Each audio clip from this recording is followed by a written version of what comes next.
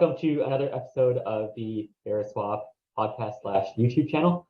Today we have none other than Jeremy Lee. How's it going, Jeremy? I'm doing good, Raymond. Thanks so much for having me.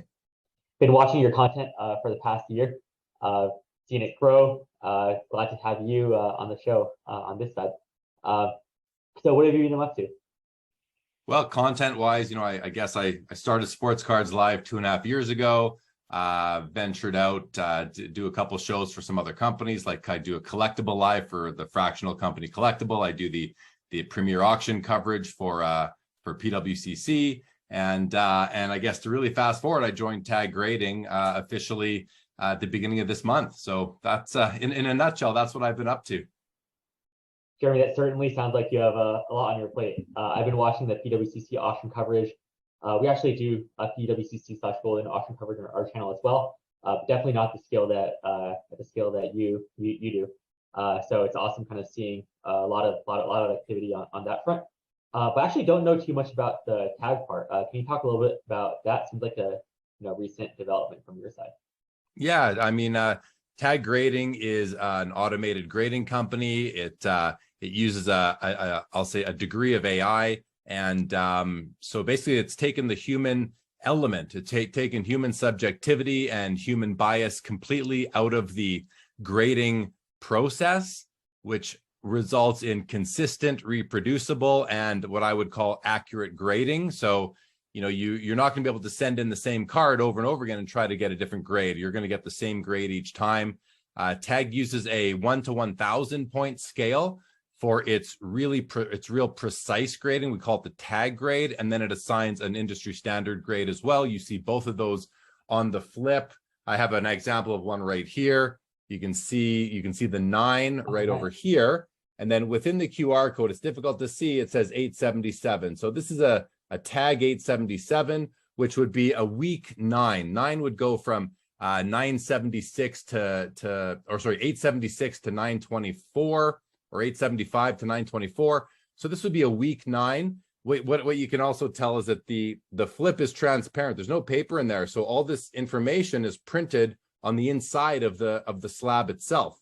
And then the QR code, if you scan it with your phone, will take you directly to what we call the DIG report, which is the digital image and grading report. And it's a report that shows you the results of the automated image capture system and all the defects that were picked up.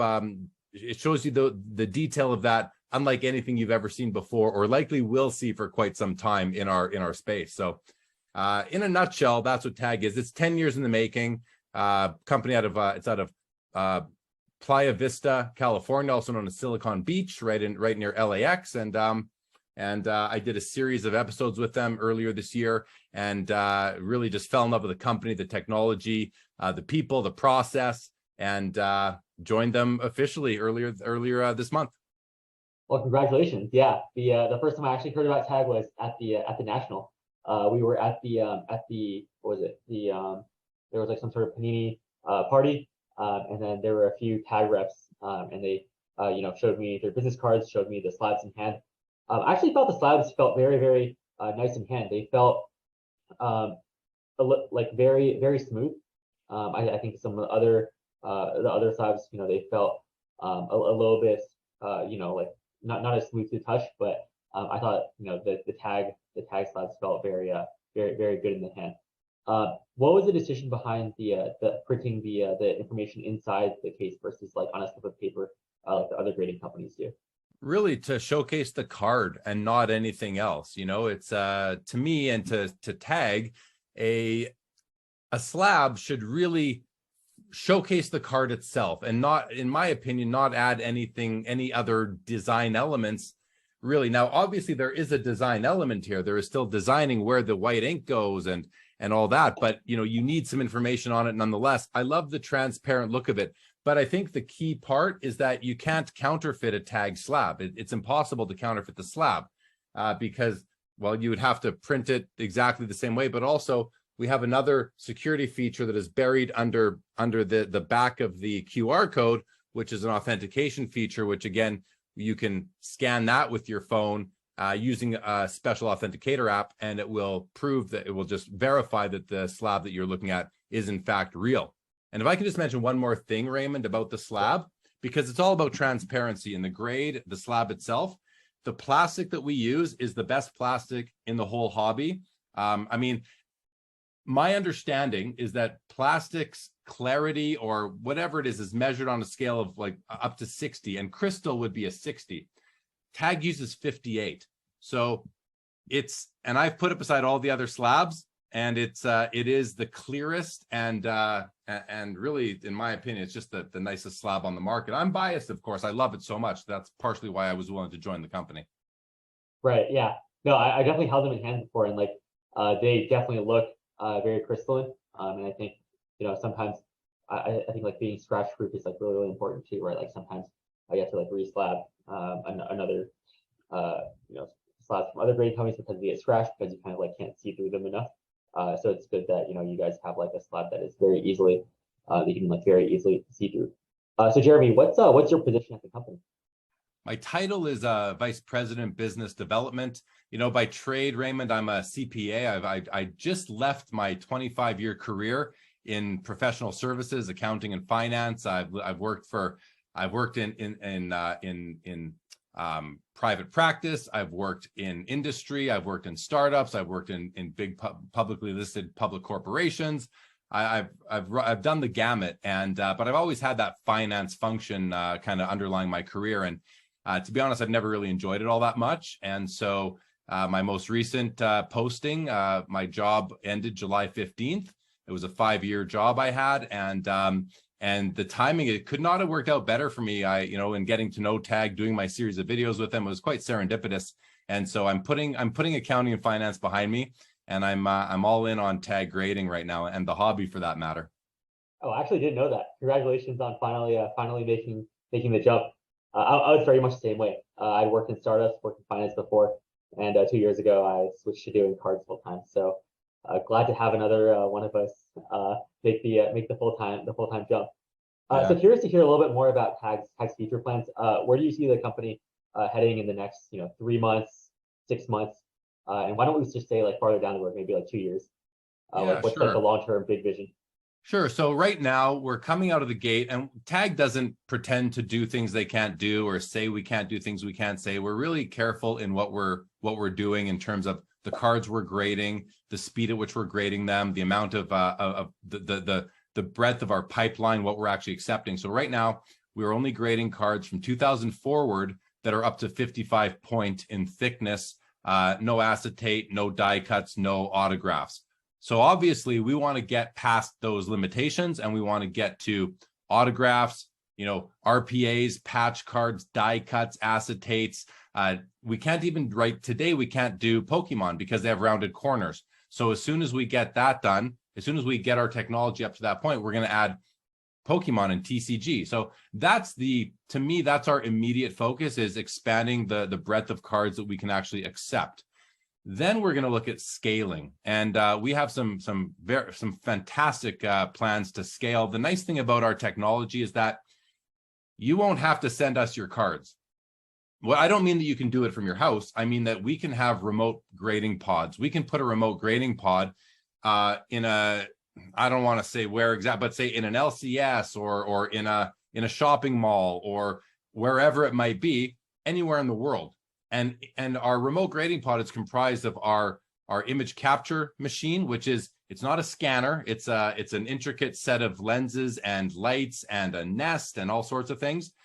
It also is comprised of a printer that actually prints the slabs, because again, we don't print on paper. And then it's also the welder to weld the slab together. So we can place that equipment really anywhere eventually. And then the system will collect, the image capture will collect the data. It'll zip it back to head office through the cloud, which will which will run it through the grading algorithms, send that data back through the cloud to wherever the remote pod is, to the printer, print on the slab, and make sure that and just basically allow for remote. So if you're a customer in Asia, for example, you don't need to ship your cards to the United States. You can take them to have them in Asia and have them printed and slabbed and graded right there. Oh, having the slabs graded right there. That's interesting. I'd like kind of like seeing like previous companies where like they would kind of like have some sort of like crowdsourcing model where you could like kind of like get like an RCR type thing at like a card shop, but not so much like the completing the whole grading process. Yeah, That's you're talking about Card Score, a that's company. what it was. Yeah. You're talking about Card Score, a nice company actually. I've had the founder on Sports Cards Live. He was on with me about a year and a half ago. This is different. Card Score is a different service altogether.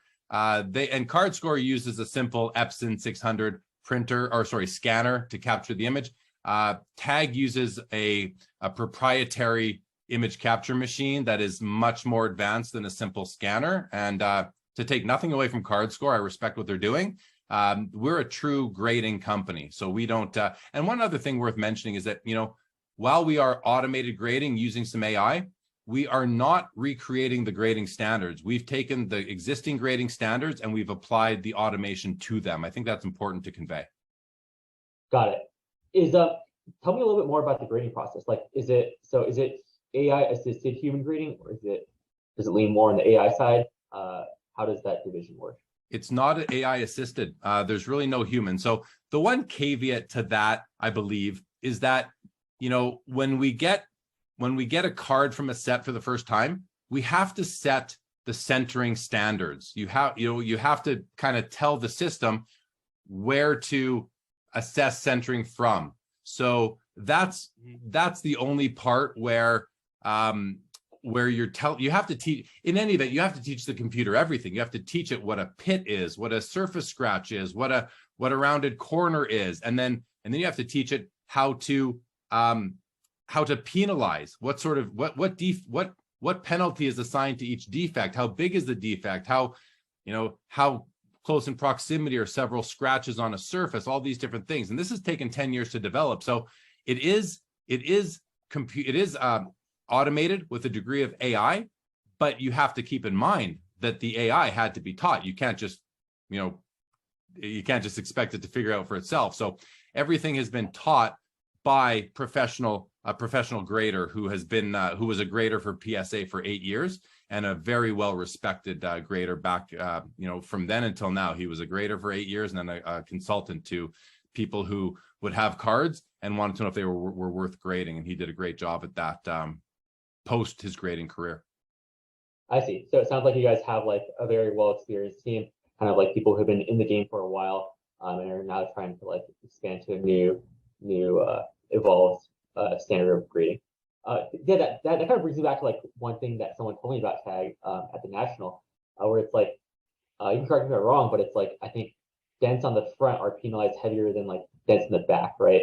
And then dents, depending on like where they are on the card. For example, like I think the example I showed was like a Mike Trout update card.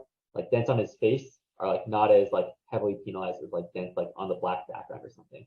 Well, right? Opposite, other way around for that. Yeah. Oh, really? Yeah. Basically, there are some. I don't know what the terminology we use is, but basically like some location weighting. So if you have a scratch on a card and the scratch is right across the player's face, that's going to have a heavier penalty than if the scratch is in the down by his legs with a plain colored background or the just grass or whatever. And if you think about it, it makes sense, because when you are thinking about eye appeal, you always think about creases for a moment.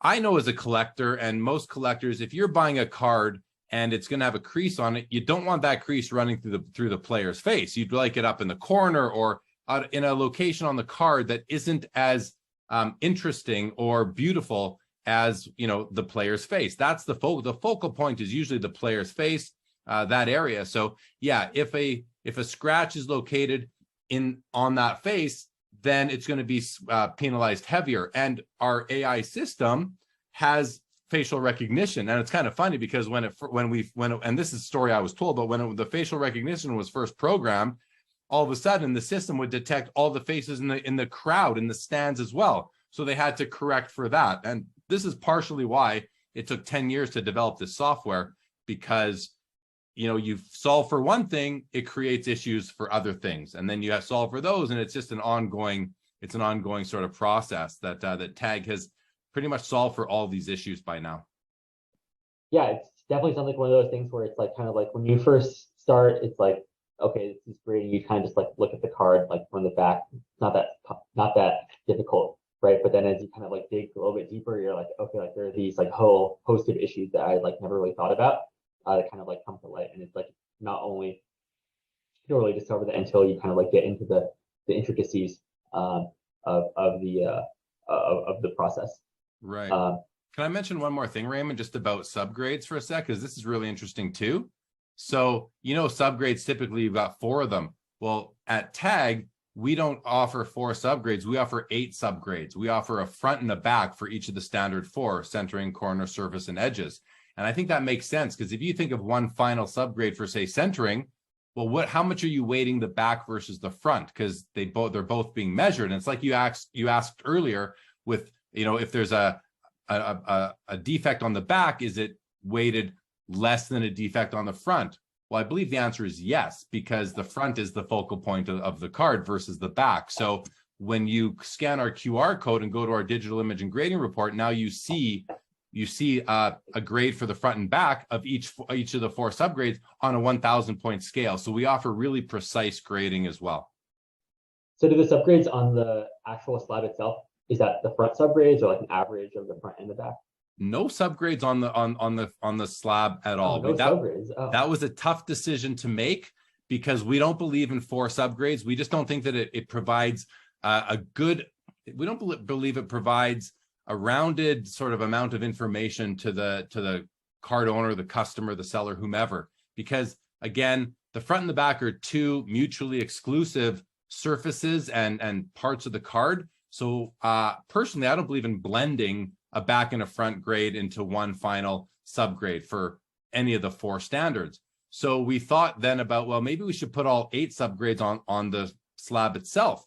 Well, that becomes a crowded slab, and it can also be confusing to some of the newer people in the hobby. Not everybody wants that on there. So we made the decision to take them off altogether. But when you scan the QR code, you can go see all of them. And, most everybody has a smartphone in their pocket nowadays. So it's easy enough to go and see what the subgrades are.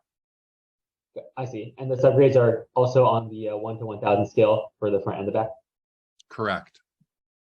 I imagine you can also get some really interesting data based on like where and when people scan the QR code, right? Like you can kind of like see on your end like how often like those codes are being scanned, how people like click in, how much people care about each subgrade, like clicking into them.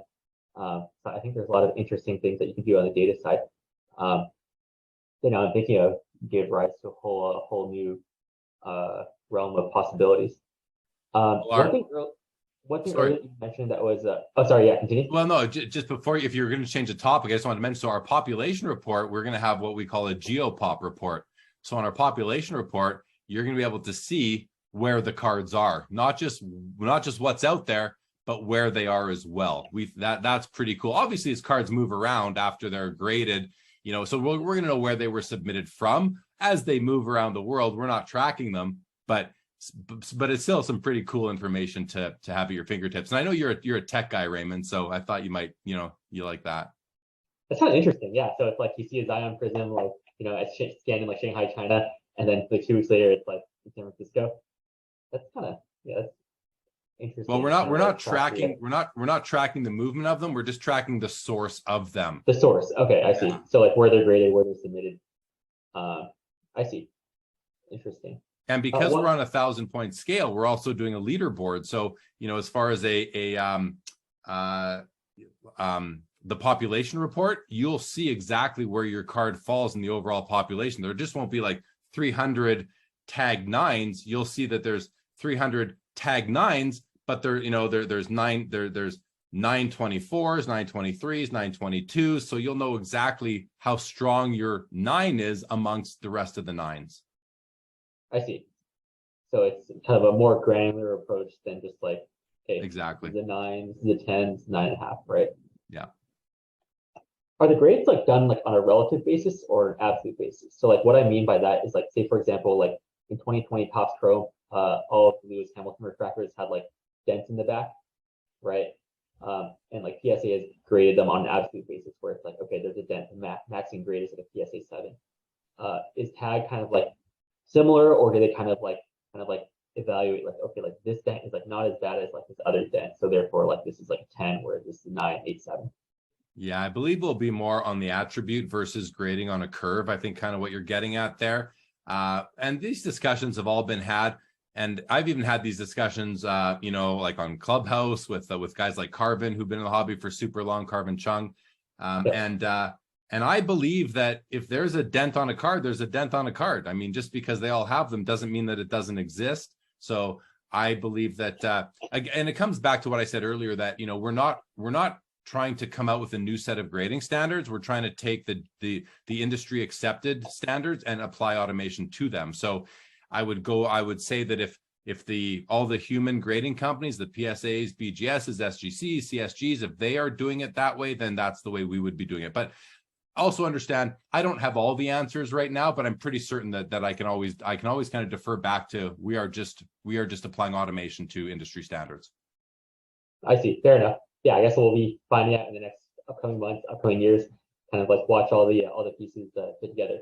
Yeah. So yeah, taking a step back, so you said you are involved in creating episodes for Sports Card Live, Collectible, PWCC. What are your future plans for that?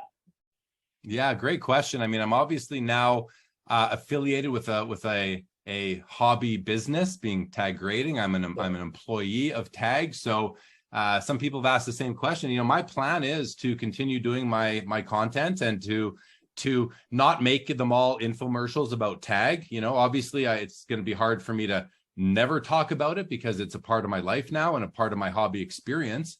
But I did a Collectible Live episode last night and there was no sign of Tag on it. I'm going to continue to do Sports Cards Live episodes and bring on, industry insiders, other content creators, passionate collectors like I've always done. And just continue kind of status quo. That's the plan. So I don't want to stop doing it. I love doing it. And it's I've been doing it for 2.5 years already. I'm over 300 episodes altogether between the various shows that I do, and I can't really see myself not doing it. It's become a part of who I am. So the plan is to continue, and the folks at Tag are okay with that, which is great as well.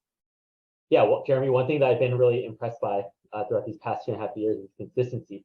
Like there's always like more and more episodes coming out, and there's always like constant stream. So that's awesome that you're kind of sticking to that path. As well. What's the biggest thing that you've learned about content creation in the past 2.5 years after 300 episodes? Really, you said it already, Raymond. It's being consistent. It's being consistent and being authentic and being as transparent as you possibly can be. I try to do all those things. The consistency piece, it's going to get a little tougher moving forward just because I'm going to be doing a lot of travel for Tag. I'm a remote worker. Tag is based in LA. I'm up in Canada in Calgary. So I've committed to traveling about up to a third of the time. So with that, then there's going to be card shows and conferences. Like we'll be at the Vegas Summit, Industry Summit at the end of this month, beginning of October, Del Mar, the middle of October. I'm going to be in Montreal the end of October, Toronto, the middle of November. I mean, it's a lot of travel. So I'm going to try to do as many shows as I can throughout this travel, but consistency is super important. Authenticity.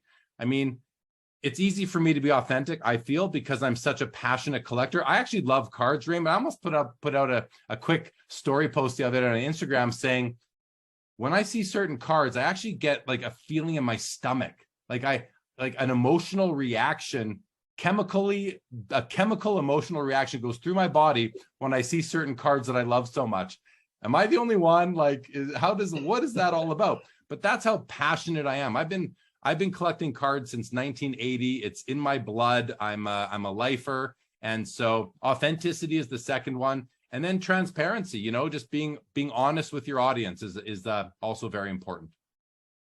Transparency, like the Tag Slugs, 58 out of 60 on the scale. That speaks to my alignment with Tag and their mission and their vision. Yeah. So one last question for you, Jeremy. I know you have to run soon. So you're talking about chemical reactions in your stomach after seeing certain cards. What are those cards? Good question. Good question. Oh man, I mean, I was looking at something on eBay the other day. I forget what the card was, but gosh. So here's a couple I picked up recently, or just that I've added to my collection. And one thing I have to say is now that I'm working with a grading company, I'm still collecting cards from all eras. So I'm still buying cards in other companies' slabs, and I will until Tag can grade those cards. But for example, cards like this, these hot gloves and hot hands cards. So I've got Griffey, two Griffies on either side, a 94 and a 97, and a Jerry Rice. These cards, they just make my heart smile if that's real. I'm also a big fan of linchpins. So I've got a triple linchpins here. I got Peyton Manning, Barry Sanders, and Ken Griffey Jr. Oh, wow. So those are awesome. Yeah, I picked this one up at Burbank, and the other two I picked up the Griffey at the National, and the Barry Sanders too. I picked them both up at the National. So all of a sudden I've got these three wonderful linchpins cards. I love those. These are just what are still sitting on my desk. I'm a big hockey collector. 05, 06, the Cup, base patch parallels. Here's a Wayne Gretzky and a Gordie Howe. These are really special cards. Oh, wow. The patches look a lot nicer than they do on basketball and football cards. That's like one thing I've always admired about hockey. Like a four breaks. Yeah, 4 or 5 breaks on that card. Yeah, we're fortunate in hockey to have, I think the, Upper Deck just does a great job. And then I'm doing a little show and tell now, I picked up the top card I'm about to show you at the Burbank show. I've been looking for it for 15 years. And the bottom card I picked up in back in 06 or 07. So I've now got the pair of 51 Bowmans, Mickey Mantle and Willie Mays. And these cards really get my juices flowing. I just absolutely love them. They're historical relics, they're art, they're cards, they're ephemera, they're the hobby. They got everything. I just absolutely love these. So these are the kind of things that really get me going, I guess you could say. Got the Michael Phelps and the Hulk Hogan PMGs. Did not know the Michael Phelps PMG existed. Yeah. Very cool. Yeah. That's the same set as the one with the Woods, right? I think I've seen 50 copies of Tiger Woods floating around. I've never seen the Michael Phelps. It's from the Tiger. It's from that same set that Tiger Woods came from. I was asleep at the wheel when it came to Woods. I never got one. I could have bought one for about $3,000 a PSA 9. Now they're like 15 to 20 grand. That wasn't that long ago. Like within the last year, you could have bought it. They've gone up in value a ton this year alone. So yeah, I was looking at the comps and I was like, a few years ago they were maybe like 1 or 2 grand, and then they recently ballooned. You want to see one more really cool card? Let's see it. So this is the very first ever autographed memorabilia card of Wayne Gretzky. It's from 1997 Upper Deck, and it's actually got a 2-color jersey, which is extremely rare. It's numbered out of 99, and it's the second year that Upper Deck did jersey cards. The first year Wayne Gretzky wasn't in the set, but the second year he was, and then there was a parallel version with an autograph, which the autograph you can see is just above the swatch there. So it's above the swatch. Yeah, right above the swatch. So this is kind of on par with Michael Jordan's first game jersey auto, but it's Wayne Gretzky. So that's a really real tough card, very rare, tough to find, and a very special card. Yeah, I've never seen that, but it kind of reminds me of that horizontal Jordan card with the All-Star patch out of 23. Exactly. Yeah. Similar. But that one's out of that one looks that one is from 1999.